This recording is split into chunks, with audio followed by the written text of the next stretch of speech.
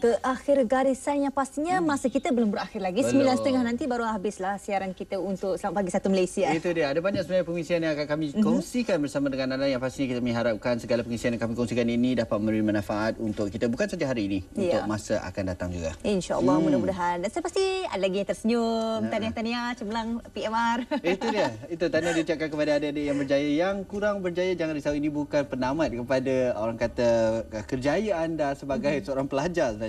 Kerana ada lagi peperiksaan SPM menanti. Jadi jadikan orang kata kegagalan ini sebagai salah satu daripada orang kata memberi semangat, motivasi kepada anda untuk lebih maju dan lebih berjaya dalam peperiksaan SPM nanti.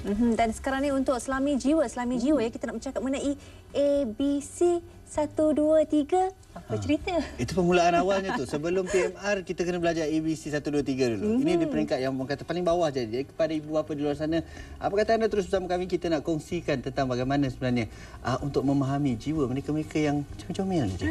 Si manja kita kan, yang mana mula melangkah ke sesi prasekolah tadika kan. Jadi kepada anda semua, sekiranya ada juga soalan bersama kami, tetamu kita hari ini, anda telefon kami 0322828578 lajunya. Juga 8579. Dan selain daripada itu, kita juga bawakan tetamu di sini untuk bicara tentang ABC 123 ini. Bersama kita di studio ialah Profesor Dr. Rozita Syari yang merupakan pakar pembangunan modal insan. Jadi bukan senang sebenarnya nak bawa orang-orang penting, nak berkongsi informasi bersama dengan anda. Jadi teruskan bersama kami dalam Selamat Pagi Satu Malaysia. Jadi kita terus dengan ni. Prof, Doktor, kalau kita lihat sekarang ni, fokus pembincangan kita kepada fasa baru kanak-kanak. Daripada kanak-kanak apabila masuk zaman prasekolah, 4 tahun, 5 tahun dan sebagainya, yang pasti ada perubahan. Jadi apa yang penting ni kepada ibu bapa ni untuk memberi perhatian kepada anak tu sendiri, bukan sekadar macam ada beg, ada buku, hantar sekolah. Terima kasih Ali. Soalan yang sangat bagus, dan sebelum itu saya ingin mengucapkan salam sejahtera pada penonton semua, pada Ji, pada Ali. Alhamdulillah, sebenarnya bagi seorang ibu bapa anak-anak, terutamanya anak-anak yang masuk ke, kita kata, fasa baru, sebagaimana yang Ali katakan, mungkin satu perkara yang mendebarkan mereka ini, kita kata melangkau atau merentasi zon keselesaan atau comfort zone mereka. Jadi bagi seseorang ibu dan bapa yang kita kata mahukan anaknya mereka menjadi cemerlang, apa yang sangat penting adalah untuk mereka memastikan bahawa kepercayaan diri yang positif itu adalah perkara pertama yang hendak ditekankan bagi anak-anak itu. Contohnya, anak-anak mungkin rasa takut. Jadi kita dengar rintihan dia. Kenapa dia rasa takut? Dan kita akan pengaruhkan dia untuk dia rasa seronok pergi ke sekolah, berjumpa kawan, belajar. Dan untuk peringkat 4, sebenarnya 0 hingga 6 tahun ni adalah masa untuk kita meletakkan ataupun kita memasukkan identiti diri mereka. Bila mereka mempunyai identiti diri, ataupun kita boleh katakan saya lebih suka kata kepercayaan diri. Bila mereka mengatakan percayaan diri yang baik, maka insya-Allah kita kata UPSR ke lepas itunya PMR ke SPM ke, insya-Allah akan menjadi lebih senang untuk mereka lalui. Persediaan awal penting. Ya, memang sangat penting. Doktor, fasa baru bermakna dunia baru untuk anak-anak kita ni, meneroh ke satu kehidupan yang mungkin baru, seperti kata doktor tadi, di luar zon selesa mereka, kan sesuatu yang baru, mungkin tak pernah mereka hadapi, tak pernah mereka temui dan sebagainya. Jadi bagaimana ibu apa, seperti kata doktor juga tadi, seusia 0 hingga 6 ni perlu diterapkan keyakinan diri dan sebagainya. Itu mungkin bagi setengah ibu bapa, dan juga ada anak-anak yang agak pasif, anak-anak yang tidak berani nak bersemuka, berbual mesra dengan orang lain, sentiasa mendiamkan diri bila berada di kelompok yang ramai. Jadi bagaimana keadaan ini perlu dibantu? Okey, thank you Ji. Satu soalan yang sangat-sangat baik, sebab saya sering berjumpa dengan ibu bapa yang bila datang kepada saya, anak saya ni seorang pemalu. Jadi saya pun nak kat situ saya senyum saja pada anak tu, sebab bila kadang-kadang dengan niat yang baik, tapi bila cara itu tidak kena, kita telah menyemaikan kepercayaan diri yang salah kepada anak tersebut. Bila dikata anak tu pemalu, anak ni tak pandai bergaul di hadapan dia, maka itulah imej diri yang ada pada diri dia. Jadi kita tak nak perkara ini. Jadi kebanyakan ibu bapa tersedar anak ni kurang keyakinan diri dan sebagainya. Apabila masuk prasekolah, terutamanya bila masuk sekolah. Prasekolah ni mungkin dia boleh terima sikit-sikit lah. apa yang penting adalah untuk kita melihat kembali kenapa keyakinan diri itu tidak ada. Ya. Keyakinan diri itu tidak ada kerana sering anak itu kita kata dikatakan tidak berkeyakinan diri ataupun pendapatnya tidak didengar ataupun semua benda ibu dan bapa yang putuskan, yang decide untuk buat apa. Jadi dia tidak ada keyakinan bahawa dia boleh membuat pilihan. Jadi untuk ibu-ibu yang belum ada anak yang masuk prasekolah dan sebagainya adalah sangat penting 0 hingga 3 tahun, 0 hingga 4 tahun sebelum itu masa untuk memberikan mereka pilihan. Sebenarnya anak usia belum 1 tahun pun sebenarnya boleh buat pilihan. Sebenarnya bila ibu bapa kata nak suruh dia pilih baju, ambil 2 baju suruh dia tengok, okey baju mana nak? Kita lihat mata dia. Kerana sebenarnya mata kita mereka sudah faham apa kita cakap, tetapi mereka belum boleh bertutur kembali. Doktor, kalau kita lihat, ini adakah ini disebabkan oleh budaya kita sebagai rakyat Malaysia sendiri? Sebelum 4 tahun, sebelum masuk prasekolah, tak apa. Kita tak payah fikirlah, mak je bagi semua.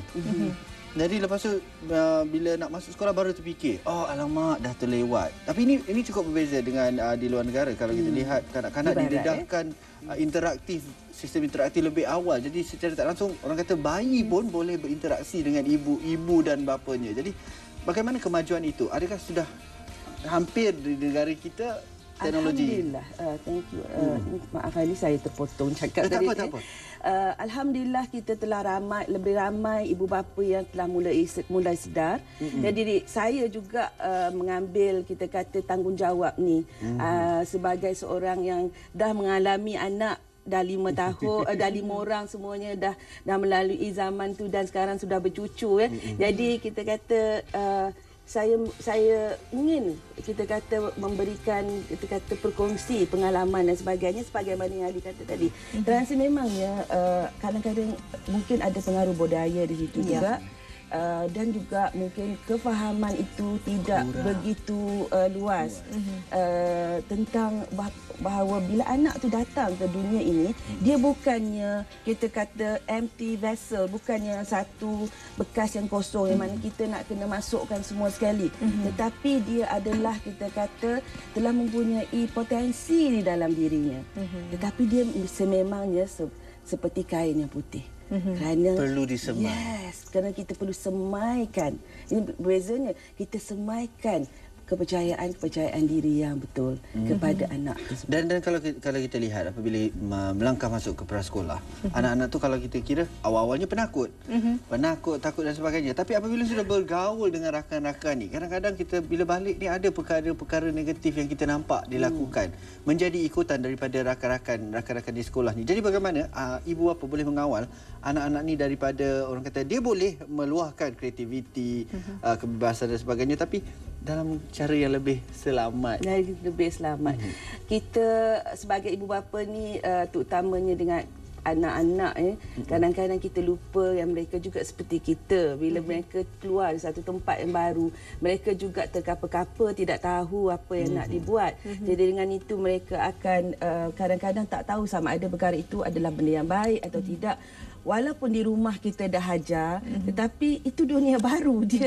Dia nampak sesuatu yang berbeza. Jadi bila dia balik dengan perkataan yang kurang baik, kita tanya dan kita berikan dia kita kata penjelasan dan kita cakap betulkan kembali.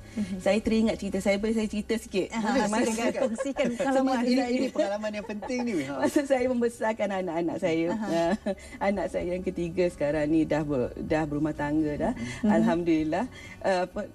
Satu hari tu saya membawa kereta dan saya tersilap jalan. Jadi dia nak menggunakan perkataan kesian mak, tapi sebab kami suami saya adalah orang Kelantan, jadi ada perkataan sian, sian meaning kita kesian lah, maksudnya kita kesian. Jadi dia nak kata perkataan sian tu dia tersebut sial.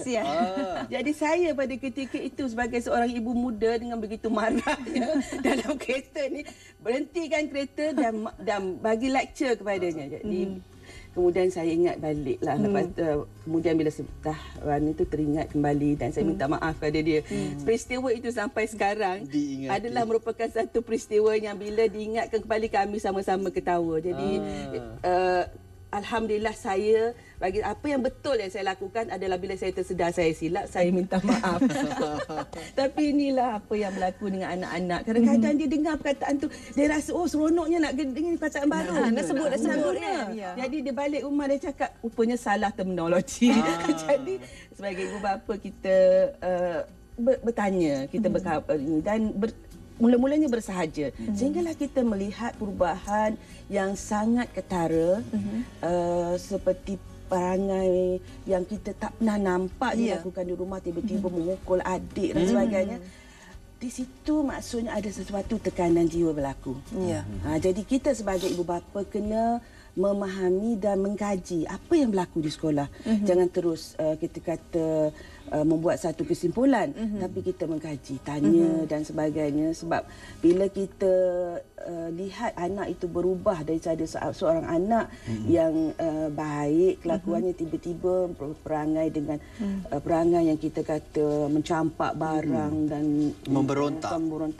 Memberontak ni sebenarnya adalah satu tekanan perasaan. Jadi kita kena cari di mana tekanan perasaan itu berlaku. Adakah kerana dia mempunyai kawan yang suka membuli, ataupun adakah guru bercakap perkara-perkara yang kita kata berunsur negatif, ataupun dia rasa ini satu perkara yang kadang-kadang kita tak pernah terfikir. Mak dia hantar ke sekolah, ke tadika kerana mak tak sayang saya dah. Jadi nak kikiskan dia mungkin terfikir macam tu. Sebab dia merasakan kenapa saya kena berpisah sedang adik kat rumah duduk dengan mak. Jadi di situ yang kita kena selami perasaan dia, bertanya tapi jangan direct. Kita jangan bertanya sambil dia mandi, sambil kita mandikan dia, main permainan. Masa bermain, benda psycho sikit kan. Masa itu akan keluar apa yang sebenarnya dia rasa tak sedap hati. Menarik sebenarnya. Kita sebenarnya tak perasan. Kadang-kadang di kalangan anak-anak kan, kita tengok mereka melakukan tindakan, kita terus melulu. Terus tanya, terus tu. Kadang-kadang kanak-kanak ni, sedangkan kita pun kalau diterjah begitu, kita takkan dapat memberi jawapan yang tepat. Ini kan pula kanak-kanak yang baru berapa usia setahun jagung. Betul Ali, saya sangat setuju. Kerana bila dia nak bercakap tu, bila perkataan tu terus melulu macam tu, apa yang berlaku, dia terus masuk ke kita kata bahagian otak yang dipanggil otak reptilia ni, di mana di situ adalah keselamatan, yang menjaga keselamatan kita. Bila masuk ke situ tak boleh berfikir dah. Jadi itu yang dia memberontak. Kalau terma bahasa Inggerisnya terus shutdown. Terus shutdown lah. Shutdown dari segi berfikir, tapi tidak shutdown dari segi lari ataupun menumbuk, merontak, maksud melawan. Bukan bahagian otak dia yang paling bawah sekali dipanggil otak reptilia, ataupun dalam terminologi yang lain dipanggil red room. Di situ adalah di mana bila seseorang itu terasa keselamatan dia tercabar, maka dia akan pergi ke situ. Di situ dia ada dua sahaja kita kata tindak balas, melawan atau lari. Jadi itu di situ saya ambil sikitlah untuk kita bagi tips pada pelajar-pelajar yang bakal menduduki peperiksaan tahun depan ni, tahun depan ni.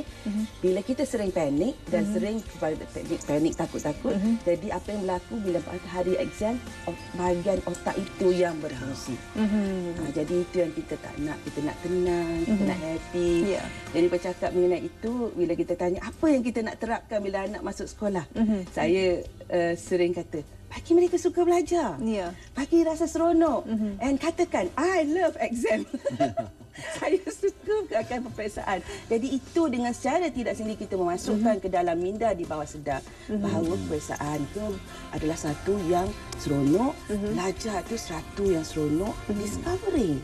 Saya dapat tahu ni dan sebagainya. Sesuatu yang baru kan, lebih menyeronokkan. Dan bila Dr. Rosita tadi sebut pasal panik. Kadang-kadang tu bukan kanak-kanak yang panik masa tadika. Mereka mungkin seronok, tapi ibu bapa yang panik. Terutamanya ibu pula kan dah biasa dengan anak. Mungkin pertama kali hantar anak ke sekolah tadika. Jadi ibu ni panik, takut anak tu tak dapat menyesuaikan diri dekat tadika. Sanggup tunggu kat luar pintu ni kan sampai habis sesi belajar tadika. Adakah itu sesuatu yang baik sebenarnya? Okey. I'm as guilty as charged. Pernah mengalaminya? Pernah mengalaminya. Bukan anak yang pertama, anak yang bongsu. Jadi saya apa kita kata jarak di antara anak bongsu dengan anak yang keempat tu 11 tahun. Jadi seolah-olah ada satu fasa baru bagi saya. Jadi bila pergi saya melihat saya pun rasa susah nak tinggalkan dia, dia pun rasa susah nak tinggalkan saya. Dan apa yang saya ingin sampaikan di sini, bila anak tu masuk sekolah, terutamanya bagi ibu-ibu dan bapa muda pertama kali, sebenarnya bukan anak tu saja yang kita kata merentas zon selesa, kita sendiri. So be kind to yourself. Dan kita sebagai ibu dan bapa yang lebih faham daripada anak tu, kita kena menunjukkan contoh. Jadi kalau nampak anak tu tak boleh berpisah dengan kita, kita perlu bersedia dari sekarang. Ini ada beberapa hari lagi. Jadi bagi ibu bapa yang anak yang tahun hadapan lagi edoklah, untuk menyediakan mereka bagaimana mereka pergi ke sekolah dan sebagainya, dan menyediakan diri kita juga. Kerana kita ni nak lepaskan anak di bawah jagaan orang tu bukan satu perkara yang senang. Kita tengok cikgu tu, boleh ke cikgunya dan sebagainya. Dan that is what saya ingin kita kata kongsikan apa yang saya lakukan. Kita berikan trust. Kita berikan keyakinan kepada cikgu, guru-guru yang sememangnya telah dilatih untuk menjaga anak kita. Itu masa dia untuk dia terbang, and kita perlu izinkan. Menarik tu, menarik. Ini komen balas dari rakan kita di Facebook, Ahmad Munzir.